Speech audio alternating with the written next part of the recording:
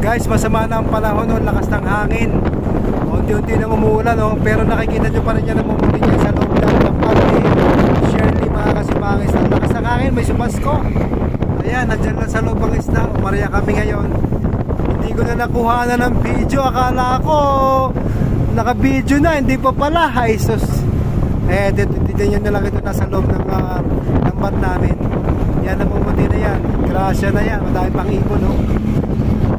Thank you Lord, kahit bakit ang panahon, nagpahuli ka pa rin.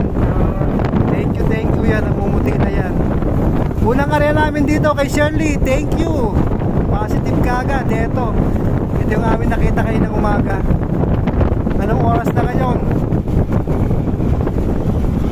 Mag-aalasin ko na ng hapon, saka sa naaryahan, mga kasimangis na talagang pinag-tsagaan ng aming master dito. Maghapon kong pinantayan.